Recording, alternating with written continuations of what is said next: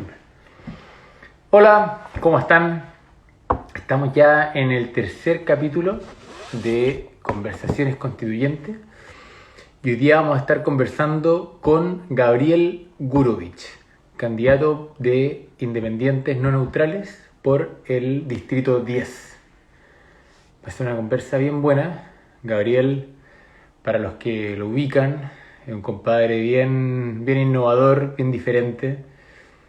Mira, nuestra primera conectada, la Cote Chavalla. Cote, ¿cómo estás? ¿Ah? Te manda saludos de acá la Fran, que está al lado mío. Al rato va a estar haciendo ahí de palo blanco, haciendo preguntas buenas.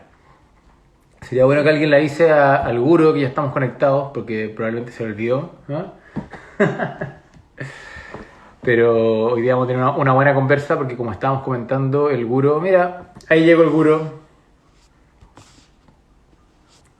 Una.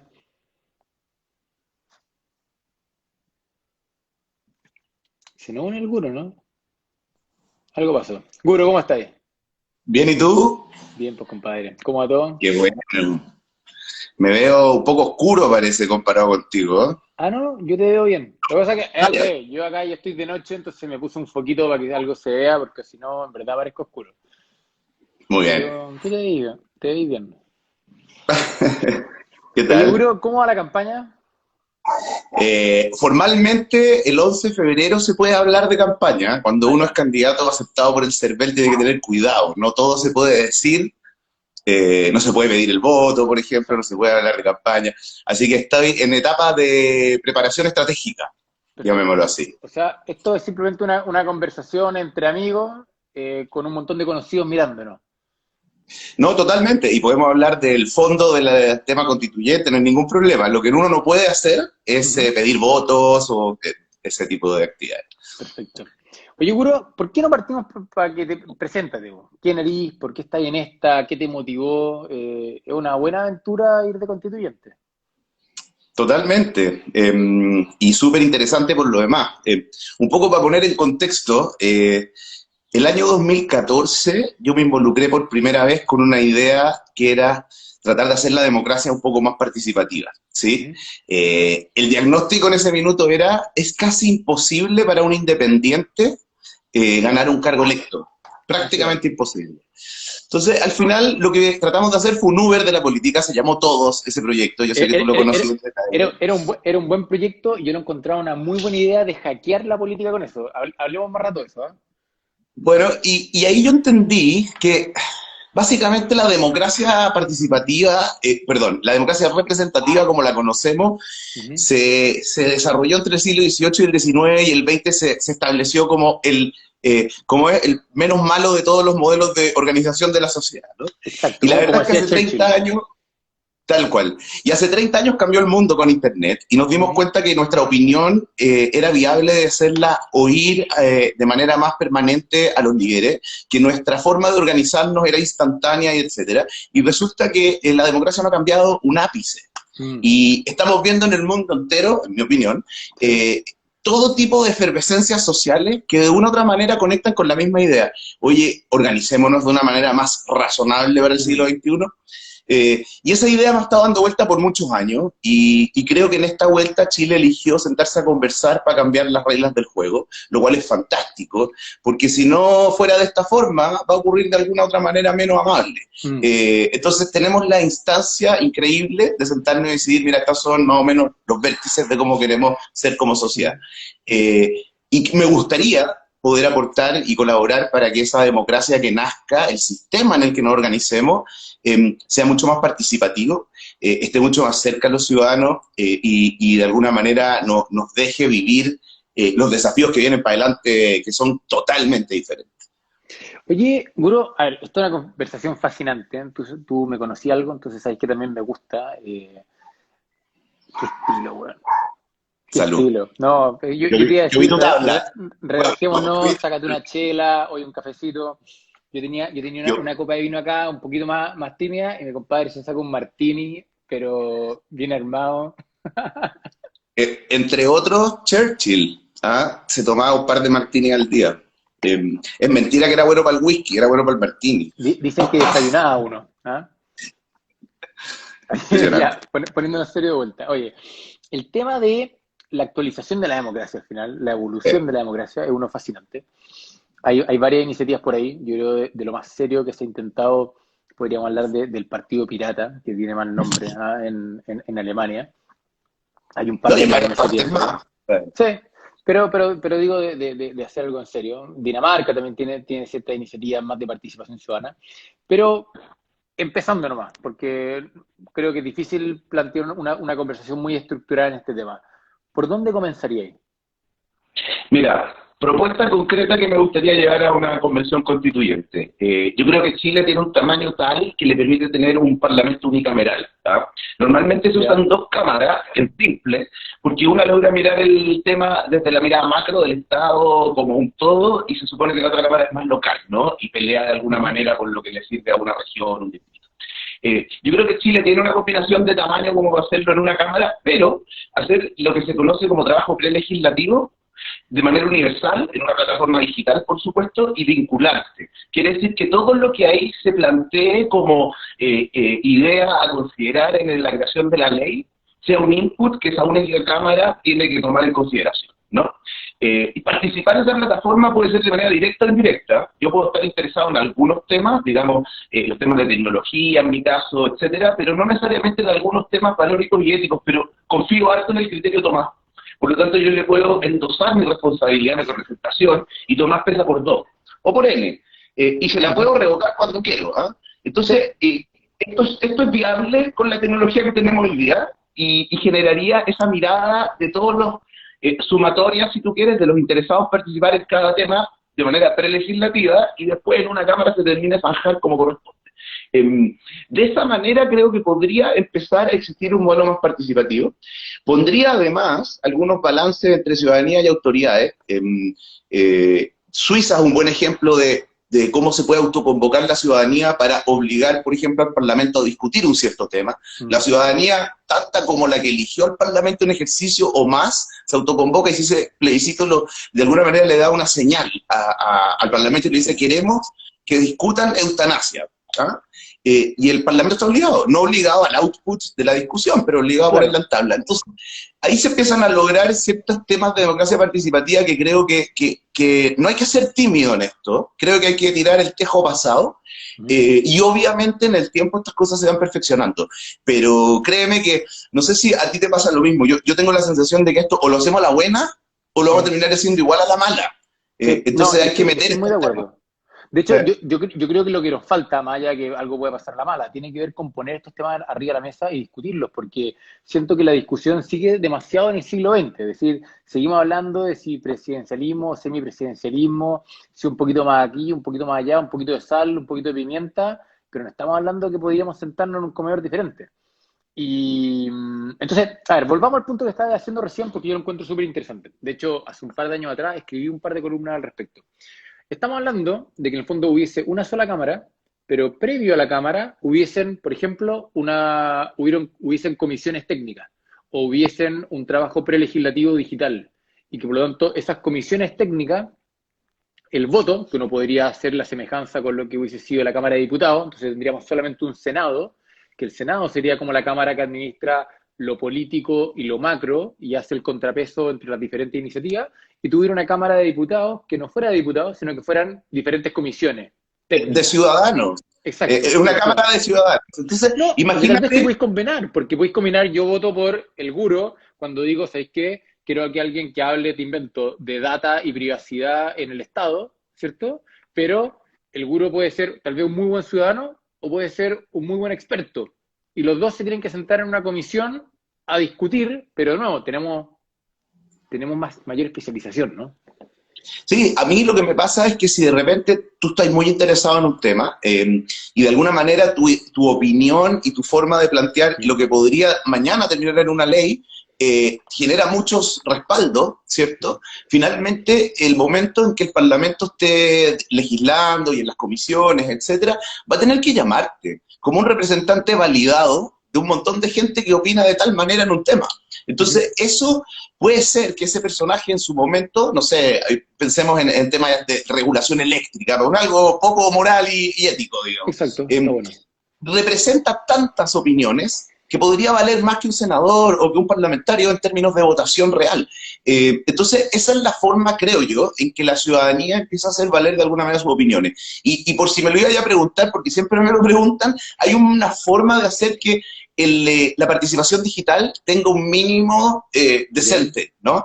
Con un, primero que nada, vaya a leer semánticamente lo que puso la persona para que su opinión no sea Colo-Colo Chile, digamos, ¿ah? Sí. Y segundo, tienen que basar su opinión, ya sea refutando la idea de otro o presentando una idea con 2 o 3 ejemplos.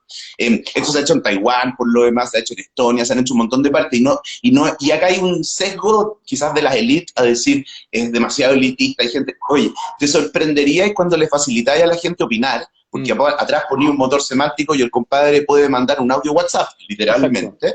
Te sorprendería el criterio y el juicio bastante más agudo que tiene una persona de a pie que se relaciona con un tema de manera permanente en su vida, ¿no? Entonces, estas cosas hay que hacerlas, hay que tirarse un poquito, digamos, futurista si tú querías la mirada, porque las cosas van a ir decantando y van a encontrar el acomodo finalmente. No, y además cuando hay, y este mismo tema, y hay buena experiencia, como tú bien decías, en temas de democracia deliberativa, por ejemplo, en que muchas veces, cuando se dan estas comisiones, o se dan mini asambleas ciudadanas o lo que sea, uno muchas veces va y entrena a la gente. Entonces uno dice, oiga, ¿sabe qué? Usted no es experto en discutir, le vamos a hacer un cursito de una semana, usted va a discutir, usted va a aprender, usted va a... Y ahí el criterio ciudadano, la gente tampoco es arrancar los tarros, y cuando uno le plantea en la mesa de manera bien clara, oiga, ¿sabe qué? Este es el trade-off, usted puede gastar en esto o en esto, tiene que elegir entre los dos, como tú bien decís, es mucho más sensato. Muchas veces la sensación de polarización es más porque está polarizado un discurso de élite que porque la ciudadanía sea realmente polar. Y porque finalmente la gente en general más moderada participa poco. Entonces los que quieren ser líderes y salir electos en algo tienen que extremar el discurso para que los que voten por ello. Entonces es bien tramposo ese tema. Pero bueno, sin desviarnos tanto, hay una pregunta ahí que quiero contestar. Franz Sandoval, me imagino, y que dice básicamente si hay ejemplo. Déjame contar una historia 2 minutos sobre lo que pasó en Taiwán, porque me parece razonablemente realista para Chile. En el año 2014, los estudiantes se tomaron el Congreso, físicamente el edificio del Congreso, por 4 días. ¿Qué pedían? Educación universal, gratuita y de calidad. ¿Ah? ¿Te parece conocido? Se sumaron los de la tercera edad pidiendo mejores pensiones, se siguió sumando no sé quién para pedir salud de buena calidad, etcétera, ¿no? El presidente de Taiwán se apersonó en el edificio del Parlamento y les dijo a los dirigentes, conversemos. ¿Qué quieren? ¿Qué en el fondo quieren? Yo también quiero mejor educación, yo también quiero salud gratuita, pero ¿qué quieren? ¿Cómo destrabamos esta situación? ¿Cuál es el primer paso? Dice, muy fácil. Queremos que nos escuchen, porque los problemas de la educación terciaria nosotros lo entendemos mejor que ustedes, señores políticos. Queremos que nos escuchen, porque nosotros vemos el mundo a través del prisma de los millennials y, qué sé yo, la colaboración radical, etcétera. Queremos que nos escuchen. Y él dijo, muy bien, pues, ¿cómo los escuchamos? Y uno de los dirigentes ahí, que hoy se llama Audrey Tang, en ese momento era hombre, es transgénero, y el primer ministro del mundo, hasta donde entiendo, transgénero, porque hoy es ministro de Taiwán, le propuso hacer lo que se conoce hoy como... En Estados Unidos, ¿no? ¿Ah? En Estados Unidos acaban de poner un Secretary of State transgénero, tengo la idea. Ah, mira, qué buena, no sabía. Biden la hizo. Bueno, y armó el Presidential Hackathon. Durante 3 meses al año, todos los años, el que quiera en Taiwán presenta un proyecto. Tiene que cumplir ciertas normas, qué sé yo, y tiene que declarar muy claro cómo se mide el éxito. Y entonces, si es que es razonablemente bueno el proyecto, el Estado lo pilotea, sin cambiar todavía leyes, no por decreto, con ciertas, qué sé yo, trampillas aquí. Hablamos después del tema de pilotear leyes, que yo lo encuentro fascinante. Vale. Y si es que se cumple el éxito como se iba a medir, que se declara ex ante, el Estado se obliga a implementarlo como política de Estado, ya sea ley, decreto, lo que corresponda.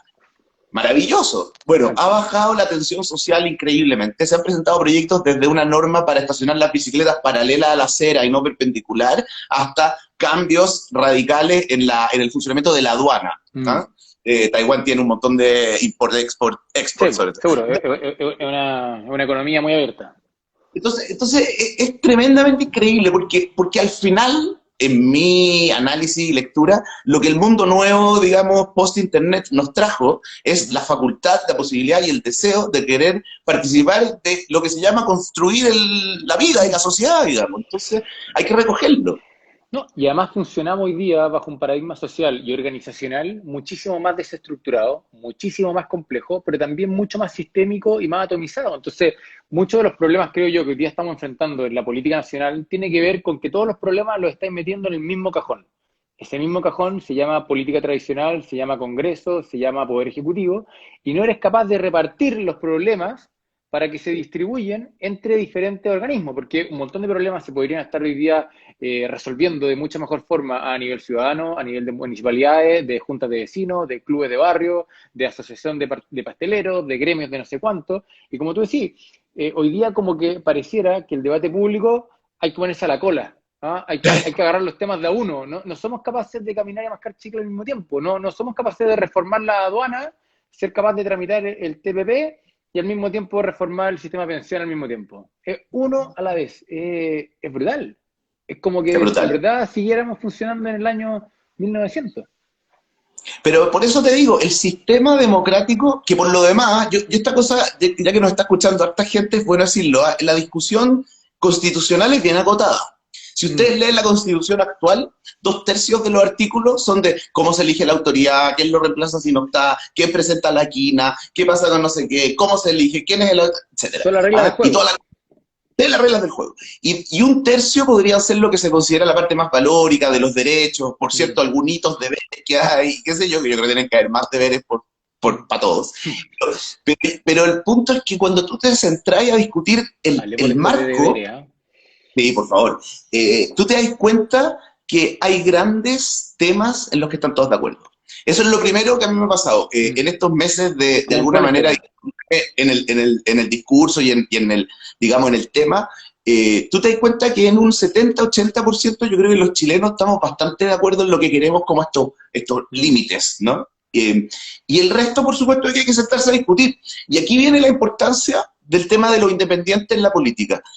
Cuando uno es representante de un grupo, o de una cierta posición valórica, ética, política inclusive, yo creo que le va a ser súper difícil ser persuadido y dejarse llevar, digamos, por una discusión más amplia y por poner alguna norma que... ya. Y lo que va a hacer es negociar una por otra.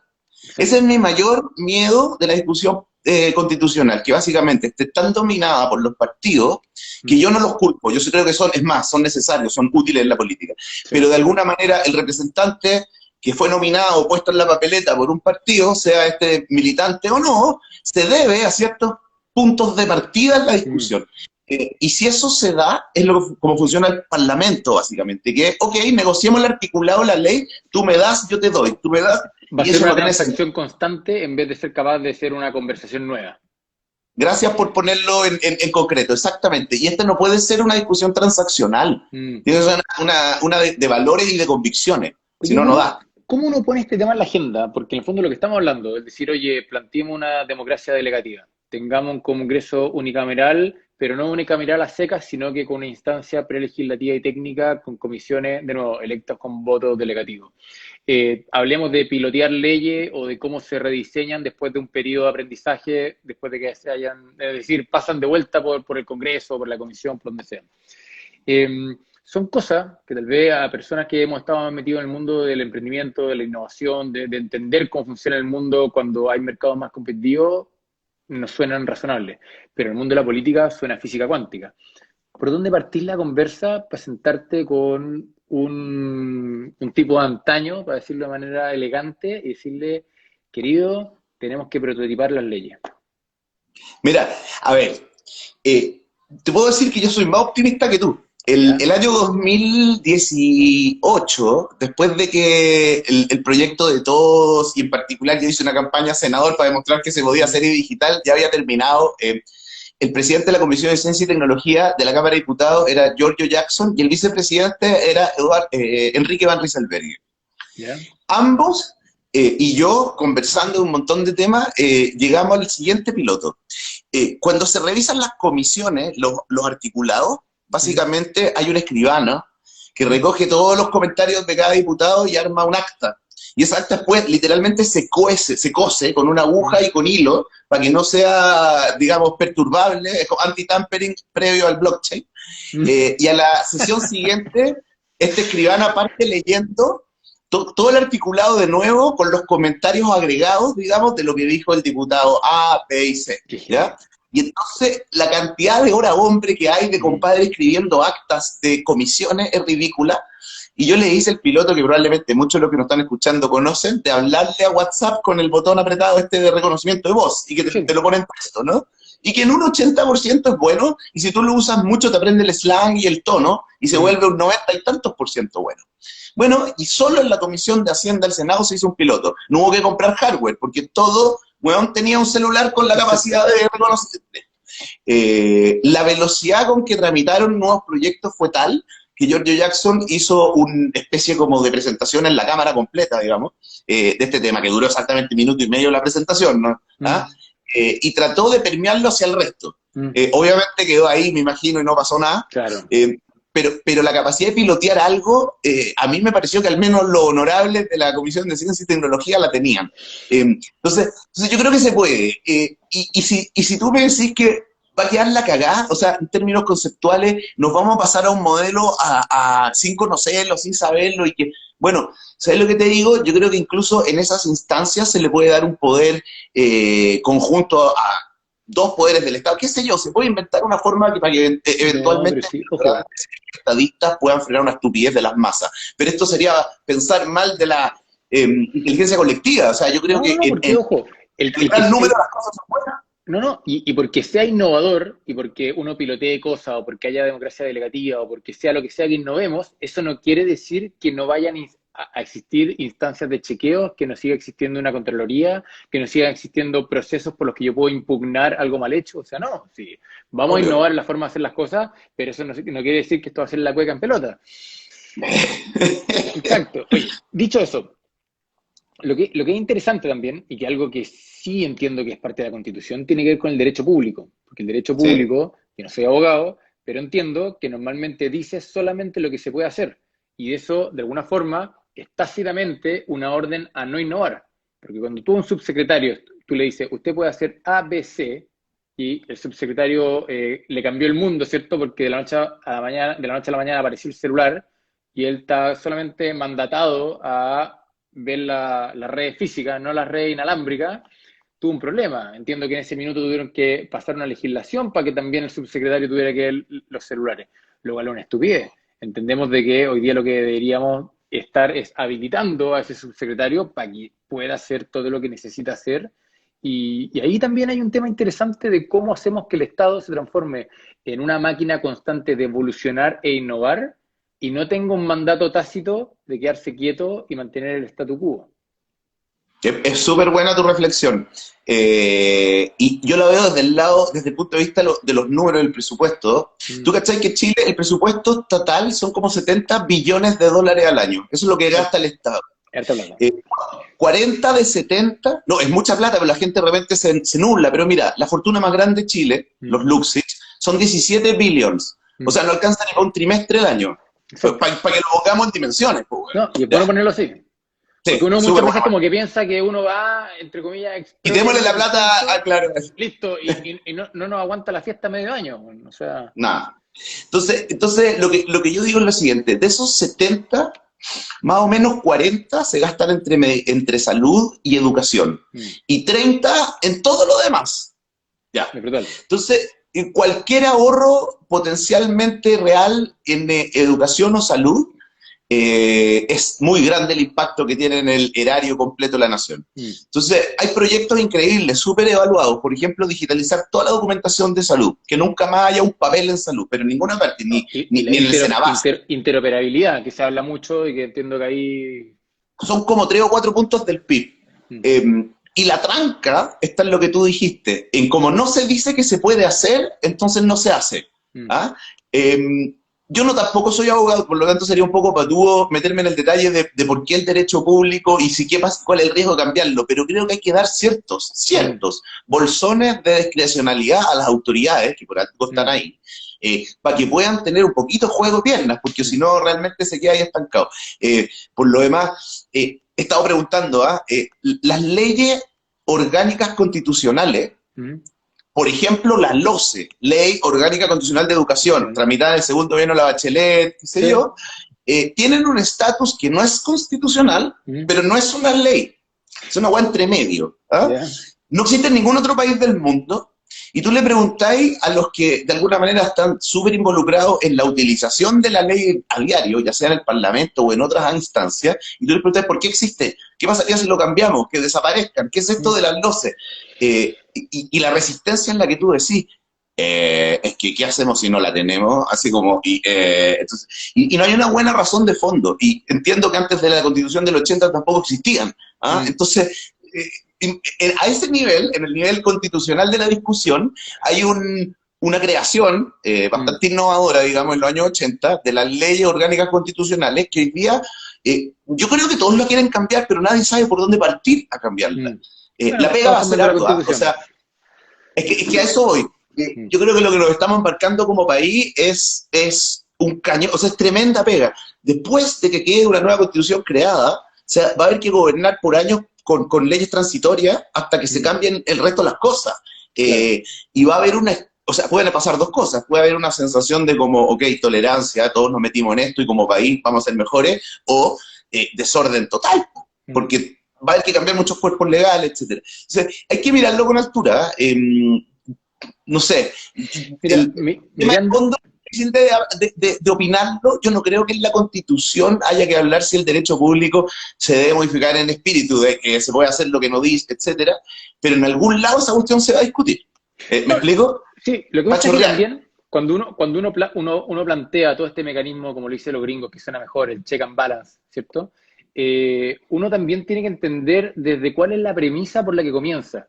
Y por lo que veo yo, y en general también, tanto en las organizaciones privadas como públicas, del mundo sobre todo más latinoamericano, uno parte desde una lógica de desconfianza. Es decir, dado que desconfío de ti, voy a hacerte la pega imposible para que no te puedas mover un ápice de donde tienes que estar, ¿cierto? Entonces, uno podría llegar a entender eso bajo un paradigma hace 100 años atrás, donde en el fondo el mundo era más caótico y uno necesitaba de que el Estado fuese lo que te mantenía el statu quo, lo que te traía un poquito más de serenidad.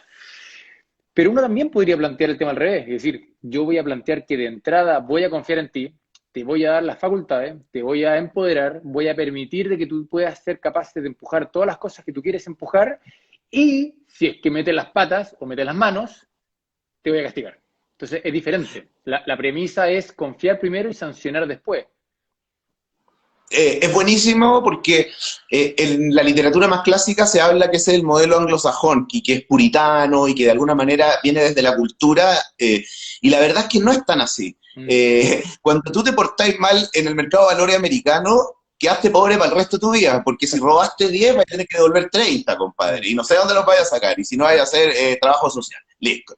Entonces, no es tan cultural, sino que es más, ¿cómo se dice?, conductual, ¿no? Sí. Es lograble, yo estoy de acuerdo contigo, pero de nuevo, es una generación completa, y aceptar que entre medios van a haber algunos loopholes y algunas cosas que no vimos, pero sí, es conductual para mí. Yo creo que el hecho de que las sociedades funcionen en la lógica inversa a las latinoamericanas, que yo creo que es una herencia española por lo demás, porque hay alguna vez que religiosa.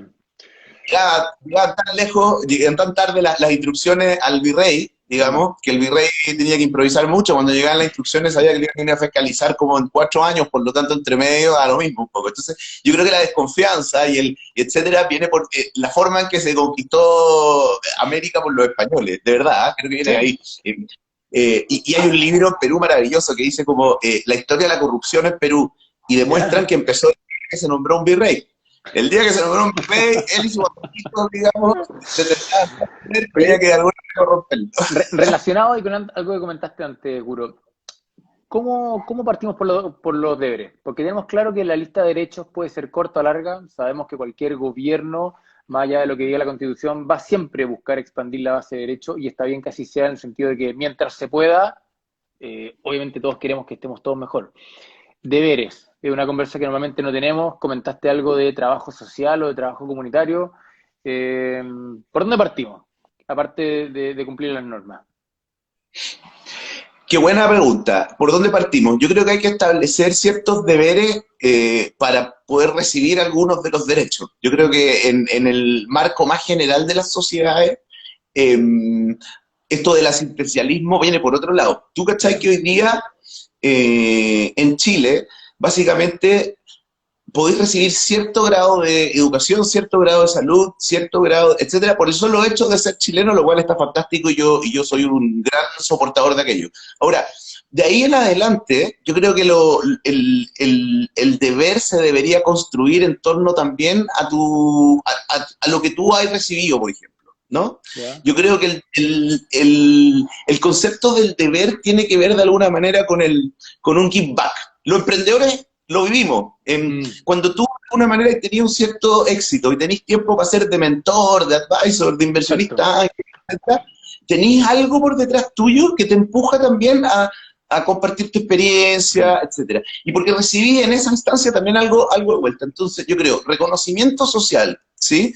Grados de acceso a diferentes posiciones de influencia en la sociedad pueden tener que ver con el nivel de ver o feedback que hay dado en esa sociedad. Poder elegirse para un cargo como de representación, etcétera, no debería ser solo votado de cualquier persona que logra 30 firmas, o 300, o 4.000, las que se necesiten. Debería tener también que ver con cierto grado de involucramiento y madurez tuyo, participación social.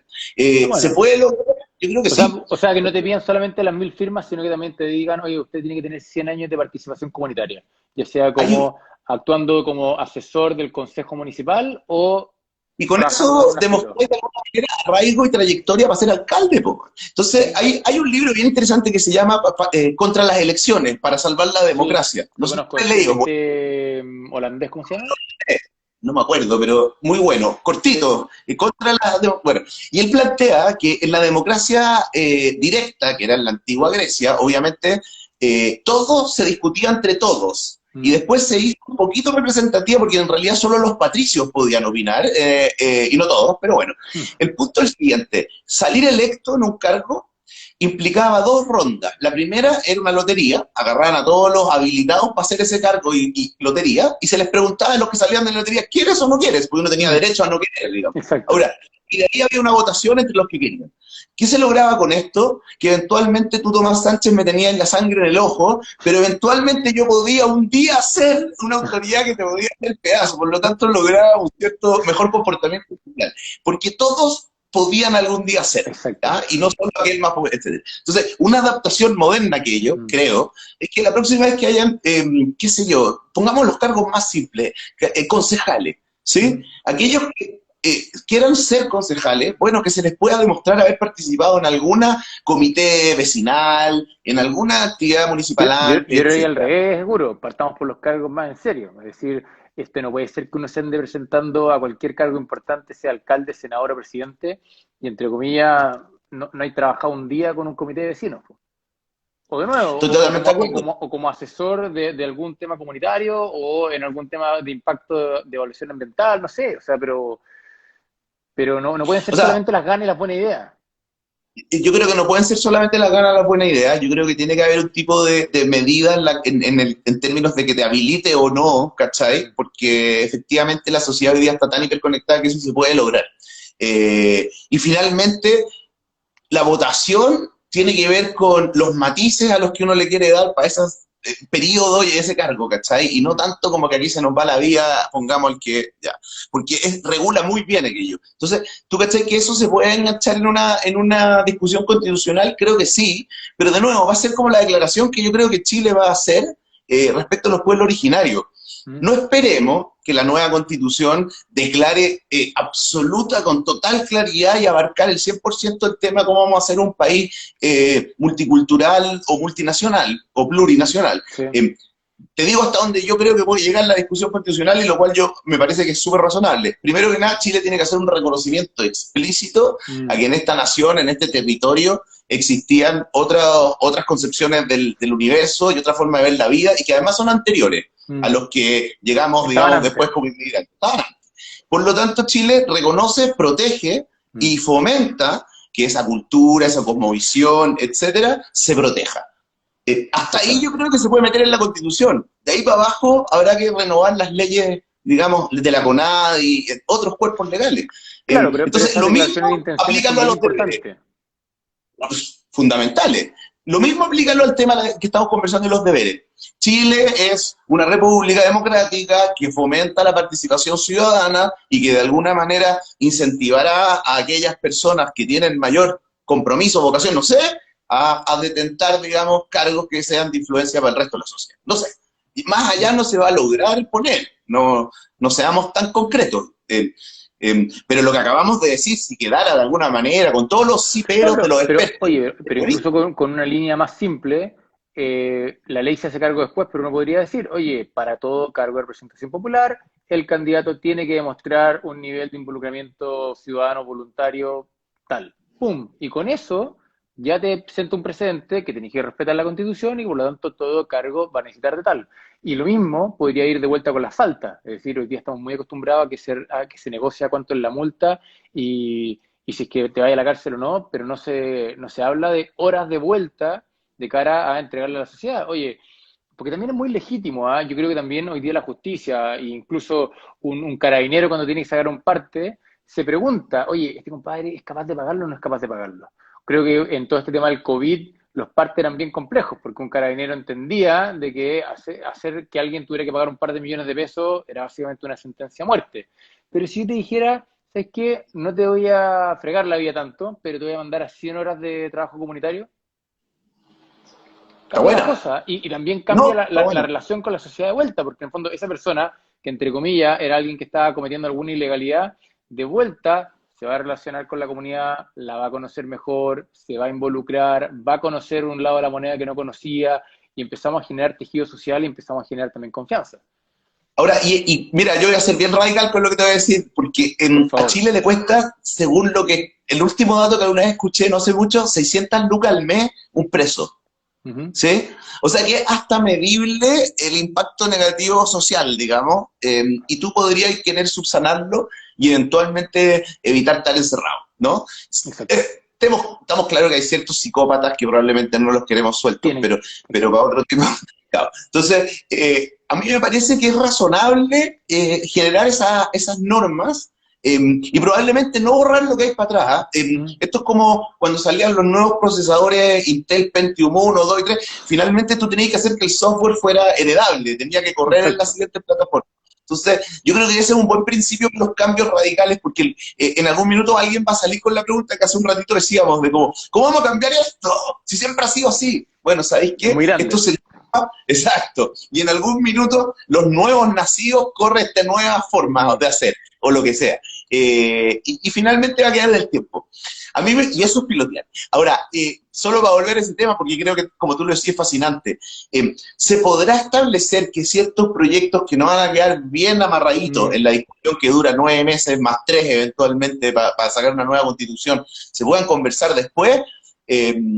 Quizás, Es que ese va a ser una de probablemente las va a ser una iniciativa de la convención, es decir, probablemente la convención va a salir con un texto constitucional, pero va a salir con un punteo de temas que va a terminar siendo una aposta que le va a pasar al Congreso y le va a decir, ¿sabe qué? Todos estos temas quedaron como prioritarios, son temas que no son materia de la Constitución, pero merecen ser discutidos. Y lo que estamos hablando, por ejemplo, el tema de rehabilitación de los presos, es un tema muy complejo porque justamente no hay nada más impopular que decir vamos a gastar más plata en el sistema penitenciario cuando todos sabemos que le falta plata al sistema de educación y al sistema de salud, pero al mismo tiempo, sin rehabilitación, lo que estáis haciendo hoy día es que los compadres entran por un robo y salen con un máster en delincuencia. Sí, po. Sí, no, y por eso que yo creo que se puede. O sea, hay un documental, creo que lo vi en Netflix, sobre una cárcel en Noruega o en algún país nórdico donde en realidad Los los mandan gallos a una los tienen granja. en una granja, ¿no? Entonces, yo creo que hay proyectos que no los vamos a tener claros, pero ese es lo que yo creo que una constitución habilitante debería lograr. En alguna parte se habla de gendarmería y que el ministerio, no sé, en alguna parte tiene que estar descolgado el tema de qué se hace con los que tienen pena aflictiva. De ahí para adelante, la constitución en algún minuto podría decir lo que tú estabas planteando antes, es dejaremos ciertos espacios, ¿ah?, discrecionales con todas las normas, los check and balances y las autoridades por encima para que eventualmente lo veten si es que es Mm. necesario, para que la autoridad competente pueda aprobar algo. Claro, Si pero no, es ¿cómo? interesante porque igual desde un punto de vista constitucional es súper diferente decir la ley se tiene que cumplir y quien no lo haga será castigado, estoy poniéndolo simple, a decirle quien no lo haga tendrá que ser rehabilitado. Entonces, el mandato es diferente. El mandato es decir, ¿sabe qué? Usted no solamente tiene que castigar y rehabilitar. Y más encima, uno podría incluso ponerlo, y más encima esa rehabilitación tiene que ser, te invento, eficiente. Entonces, mi Claro, compadre lo va a y, mandar a una granja, y va a tener que generar de vuelta, porque él le va a tener que pagar el Estado de vuelta y va a tener que decir, ¿sabe qué? Yo voy a tener que cosechar mis papas, lo estoy poniendo de manera bien caricaturesca, ¿eh? Pero todos sabemos, y la experiencia muestra, que en el fondo el sistema presidiario, cuando tiene personas que terminan trabajando y se involucran en actividades productivas, terminan teniendo una tasa de reinserción muchísimo mejor. me gusta harto, porque de hecho tú cachai que de todos los derechos que hay en la Constitución, pocos son tutelados, es decir, se creó un cierto sistema para asegurarse que se cumplan. Entre ellos, por supuesto, está la pensión, la salud, la educación, pero muchos otros son ciertas declaraciones que se las lleva el viento finalmente. Hay constituciones, por ejemplo, en Bolivia, que el primer creo, artículo o el segundo dice, Bolivia es una república democrática que no descansará jamás hasta volver a las costas del Pacífico. O sea, cualquier autoridad que jura cumplir con la Constitución está obligado a hacer lo que esté a su alcance para tratar de volver a las costas del Pacífico. ¿Se puede hacer? ¿No se puede hacer? Bueno, depende de factores externos que finalmente configuran la realidad. Entonces, si tú me decís, Chile es una, o qué sé yo, las leyes en Chile están hechas para cumplirlas y si no, el Estado se hará cargo de rehabilitar, etcétera, me parece espectacular. Me parece que va a tener que dejarse abierto para que se experimente en torno a aquello, ¿cierto? Y para que eso sea real, quizás el paso anterior es ese de decir, oye, para ciertos ámbitos y con ciertos cuidados, los ministerios, etcétera, los poderes del Estado en general van a tener un grado de piloteo. Sí. Porque si no, esto no se puede ni siquiera pensar. No, es que el ritmo que vamos avanzando como sociedad es una locura que discutamos 2 años una ley, la saquemos, quede obsoleta al día siguiente, o tal vez no quede obsoleta, se equivocaron, porque es humano equivocarse, hay que pegarle una adaptación importante y no podemos porque tiene que entrar de vuelta a la cola de las 300 leyes que estamos esperando. Bueno, y lo otro que no sé, no sé qué opináis tú, pero también Chile en los últimos años, creo yo, esto no era así antes, se ha vuelto tremendamente legislativo. Casi que la función del Estado es despachar proyectos al Poder Legislativo para sacar nuevas leyes. Y yo creo que esa es una parte importante, pero definitivamente no lo es todo. Se ha perdido, en el fondo, el administrar el Estado por las reglas del juego que existen, compadre. ¿Ah? Y quizás tenía algunos cambiar importantes, pero en general, entonces, no sé, pues pasan cosas en el día a día, femicidio, ataque en la Araucanía, y a cada rato el Ejecutivo dice, vamos a mandar una ley, la ley antiencapuchada, en vez de hacer la pega y cambiar la cuestión. Y entonces, esta era mi reflexión. ¿Habrá que limitar los ámbitos en que el Ejecutivo despache leyes? ¿O no? ¿Tendrá que tener un mínimo de piso político para andar hueando tanto al Parlamento? Porque al final esta cuestión es un vaso comunicante. Si tú me decís que el Parlamento no da abasto, lo cual es cierto, también tiene que ver con el volumen de huevadas que le mandan a legislar. Pues entonces... es que al final se empieza a transformar en una especie como de validador político. Es decir, yo tengo que hacer esta gestión que probablemente puedo hacerla sin una ley, y podría ir y hacerle al gobierno, pero para que esté en la prensa, para que todos los políticos se pongan de acuerdo, para que después no me puedan echar la culpa a mí, tengo que pasarla por ley. Entonces, lo que tú acabas de decir, probablemente muchas de las reformas del Sename no tenían que ser ley y eran simplemente un tema administrativo y gestión. Y probablemente muchas cosas de la Araucanía son lo mismo. Pero tenemos que hacerlo pasar por el Congreso porque es el mecanismo político que me da, o sea, me da a mí un seguro y al mismo tiempo... Y visibilidad. Y mi visibilidad.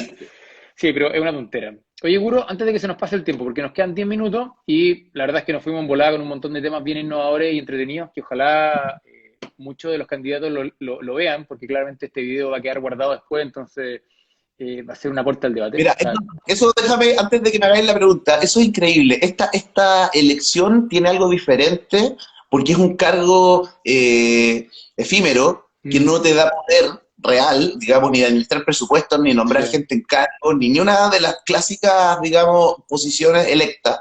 Por lo tanto, hay mucha colaboración. sorprenderíais la cantidad de candidatos con lo que uno le toca debatir, conversar, estar en foro, que después te preguntan, oye, cuéntame más de esa cuestión, ¿dónde puedo aprender de Mm, democracia digital? Y yo igual, ¿ah? Es mucho más serio de lo que tú pensáis sí, el po. tema animalista para la Constitución, ponte tú. Mira. Hay varias constituciones en el mundo, Alemania, India, Ecuador, etcétera, que han hecho alguna mención al mundo animal. Es sorprendente, y hay gente que ha estudiado este tema, que son animalistas hacia ultranza, Ujú. y que cuando tienen la instancia te mandan la información y tratan de promoverlo. Entonces, a mí además me ha gustado mucho esta etapa porque siento que de verdad la gente común y corriente, tú, yo y qué sé yo, estamos bien interesados Mm. en el fondo, más que en el nombre, quién es, a quién voy a votar. Es que se lo pasa, yo creo que esta instancia, más allá de lo que salga en limpio después de la Constitución, lo que más nos va a dar van a ser 18 meses de discusión. Es decir, como este live y como tantos más que hay por allá afuera, lo que permite es esto, es esta conversa, que nosotros dos conversemos, que la gente nos escuche, que hagan sus preguntas, de que se converse en la mesa. Es casi como romper este paradigma de que no se discute política en la mesa. No, se tiene que discutir, vamos a conversar con los amigos y vamos a estar 18, 24 meses conversando esta weá todos los días hasta que nos pongamos de acuerdo en un mínimo común como país y digamos, ¿sabes qué? Tuvimos la conversación. No nos podemos echar más la culpa que no nos gustan las reglas del juego, que la culpa es del empedrado, de que la cancha está muy chica, que la pelota está muy dura. No. Esto es lo que hay, lo conversamos bien, lo conversamos todo. Oye, nos quedan 10 minutos en punto. Dale, Vamos con un par de preguntas básicas, porque no voy a salir tan colado hablando de puras cuestiones que te gustan. Entonces, dale, dale. pregunta rápida y respuesta rápida. Régimen político, Presidencial, amortiguado. ¿ya? Ponle un apellido para que se entienda, o un Eh, ejemplo para que de entienda. nuevo, que la iniciativa legislativa no sea exclusiva del presidente, que se dedique más a gobernar con las leyes que tiene, pero que sí sea un régimen presidencialista. Es decir, la iniciativa presupuestaria sigue en manos del presidente. Sí, sí, Perfecto. Banco Central, autónomo. ¿tal como está hoy día o con algunos cambios?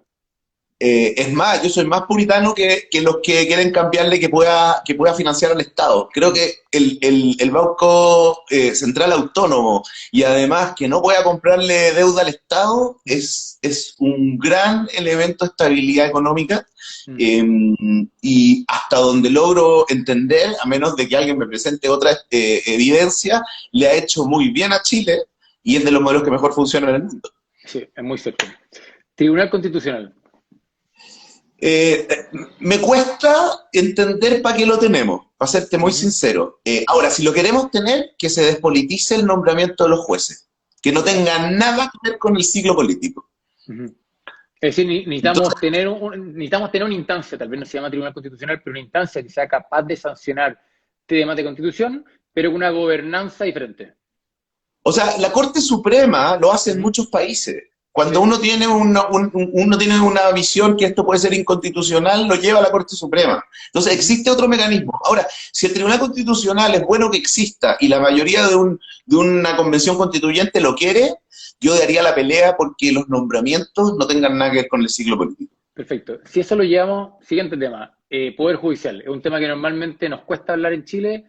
Todos sabemos que hay problemas con la justicia, pero hablarlo a calzón quitado suena muy serio. ¿Qué hacemos al respecto? A ver, yo creo que en esencia la carrera judicial es una carrera muy importante que la gente que empiece en ella Ujú, tenga largo plazo, tenga mirada de largo plazo. Yo creo que hay que generar incentivos reales, concretos, tanto a la entrada, o sea, tener una selección, un funnel bien ujú, preparado, como para que los que estén tengan ujú, intención y interés de hacerlo y sean lo más incorruptibles posible y nunca hagan pública su opinión política, ujú. etcétera. Hay un montón de mecanismos. Si tú te fijáis, por ejemplo, los jueces de la Corte Suprema en Estados Unidos son vitalicios y normalmente no son miembros del Poder Judicial. De hecho, creo que no pueden serlo. De hecho, Eh, es bien interesante que en Estados Unidos, algo que pasa al revés que en Chile como que todos conocen a los consejeros del Banco Central y alguien medianamente informado que se lee el diario seguido te puede decir tres de los cinco consejeros. Y en Estados Unidos al revés, pero ninguno de nosotros es capaz de mencionar a los jueces de la Corte Suprema. Y en Estados Unidos al claro, revés. Tú quieres ser juez de la Corte Suprema y te van a revisar hasta las notas del colegio. O O sea, No, realmente te van no. a pillar hasta el último, hasta la Y última tenéis que moneda haber pasada. sido, y tenéis que haber sido un abogado muy connotado para Exacto. eventualmente ser candidato, ya. Entonces, el hecho de no tener que llegar a la instancia de la Corte Suprema del Poder Judicial, y tú lo Mm, sabes de entrada, mm, genera que sean más servidores públicos que gente con interés de generar carrera y acumular poder. Entonces, hay mm, formas de hacerlo, pero en esencia, creo que es tan necesario y es tan indispensable que funcione bien, de mm. que hay que tenerles muy buena carrera pública Sí. al Poder Judicial, incentivos correctos y filtros correctos. Perfecto, buena respuesta. Oye, aparato estatal. Se habla mucho de que justamente necesitamos una modernización del Estado. Estábamos hablando al mismo tiempo de que en el fondo hay una serie de espacios del Estado que terminan capturados, derecho público, etcétera, etcétera, etcétera. ¿Cómo hacemos o qué diríais al respecto que tiene que ir por delante para que el Estado efectivamente sea una herramienta que beneficie a los chilenos y no sea un botín de campaña? Sí. Mira, yo di esta respuesta en Mesa Central, después me llegaron varios ataques por Twitter porque me equivoqué en la cifra. Noruega y Chile no tienen la misma cantidad de habitantes, lo digo para no equivocarme de nuevo, pero sí tienen casi la misma cantidad de funcionarios públicos. Nosotros 1.200.000 personas son funcionarios públicos. Ahí sumo salud, educación, todo el sistema y el gobierno central. Noruega, con la mitad casi de habitantes que Chile, 6 millones y fracción, tiene 1 millón. ¿Ya? Entonces, son estados grandes o comparativamente el doble de grande el otro, así que no es una cosa de tamaño el estado. Pero cada vez que entra un presidente en Chile, desde los cargos de confianza hasta los de denominación política, porque todos sabemos que en este país directores de servicio y Sí. hasta ese nivel se nombran a dedo, son, ¿cuántos creéis? Son ¿Cuántos como cargos? 3.500, entiendo. Son 50.000. Hay Ya. 50.000 cargos en Chile, 50.000 hasta directores de hospitales que son nombrados por poteo político o por favor, o por, llámalo como queráis. En Noruega son 5.000. En Noruega son 5.000. Entonces, yo creo que eso te responde en una mirada bien macro esto del funcionamiento del Estado. No, y El si lo miráis en Estado el caso de debería ser una... Inglaterra, en Inglaterra cambian simplemente los ministros, no cambia nada más. Y de hecho, Claro, el subsecretario no cambia. El subsecretario es es senior y los profesional. subsecretarios, exacto, es profesional de carrera y él simplemente le dice, ¿qué quiere que cambie en mi estrategia y mis prioridades? Pero yo sigo haciendo la pega. Mira, te regalo los subsecretarios. Digamos que en Chile hasta nivel de subsecretario y director de algún servicio muy Mm, importante sea de confianza política. De ahí para abajo, carrera. Y mm, ojo, en Noruega, un gallo que trabaja ponte tú, en el Ministerio de Economía o Hacienda, se lo pelean los bancos. mm. Y para él, las condiciones salariales, etcétera, son más o menos iguales, entonces está como en el indeciso ahí, etcétera. Si nosotros lográsemos que el Estado se profesionalice y Mm. obviamente se optimice y se automatice y un montón de otras cosas, pero en parte se profesionalice y no se cambie tanta gente, yo creo que soluciona gran parte de los problemas de cómo funciona, del enquilosado en la pega, el que no quiere mover, el que cacha que mejor que lo eche, Sí. etcétera. Oye, nos quedan los últimos dos temas. Penúltimo, participación ciudadana. Lo conversamos en un principio, redondéatelo un poquito más. Creo que la participación ciudadana tiene que ser lo más universal posible y lo más vinculante posible. Hoy día la tecnología permite que estos modelos funcionen, experiencia internacional hay, nos va a tocar pilotear algo, sí, pero creo que la participación ciudadana es esencial para que la democracia del siglo XXI no funcione. Si no, en verdad lo vamos a pasar pésimo y no quiero ser Nostradamus ni mucho menos, pero lo vamos a ver en algunas sociedades y en algunos países en que no se van a haber puesto de acuerdo sentados conversando y la cosa se va a poner fea. Y Sí. finalmente van a llegar al mismo estadio de forma de organización del que todos estamos claros que vamos a llegar. Si de Sí, eso no vamos a escapar. ahí tenemos una pega de generar diferentes instancias de participación. Si queréis nombrar una, dos o tres, donde tú pensáis que debiese Eh, haber una instancia de participación. de nuevo, yo parto de lo más macro porque la discusión constitucional es lo más macro, entonces creo que sí puede haber una plataforma de trabajo prelegislativo antes de entrar a un parlamento que yo creo que debería ser unicameral y que sea universal y vinculante y además que tenga reglas del juego que te permita endosar tu representación y eventualmente revocarla cuando queráis. Eso lo podemos aplicar, si ustedes quieren, a un municipio, Mm. ahora van a haber gobernadores, así que a una región, etcétera. Pero creo que la forma general que se puede plantear una constitución va a servir para después bajarla a las diferentes instancias de gobierno locales, distritales, regionales, Perfecto. etcétera. Último, un tema que ya tocamos, pero si queréis profundizarlo un poquito más, el tema de pueblo originario. Como dije, yo creo que tenemos una deuda histórica de reconocer que en esta tierra a la que llegamos inmigrantes en diferentes épocas, había pueblos que tenían acá arraigo, que tienen una cosmovisión diferente de la naturaleza, del rol del ser humano en ella, etcétera, y que para Chile eso es esencial proteger. Creo que además de respetar y promover, proteger. Y esa referencia, de alguna manera, hay que ponerla en la Constitución, y creo que por lo demás estamos todos de acuerdo en eso. Mm. Oye, Guru, nada, pues, muchas gracias. ¿Algo que queráis decir antes de que te dé más gracias todavía?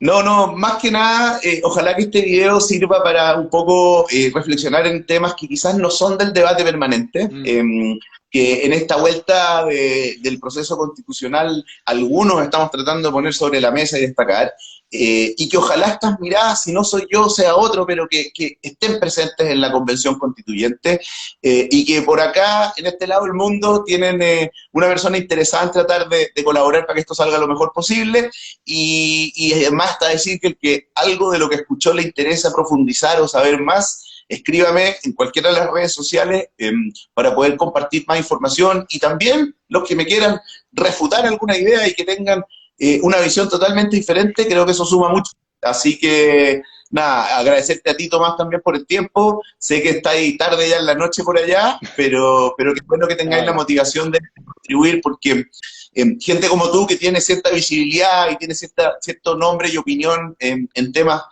de vanguardia, sobre todo, están haciendo este tipo de actividades, y me parece que le haces un gran favor al proceso constitucional y a la democracia finalmente en Chile.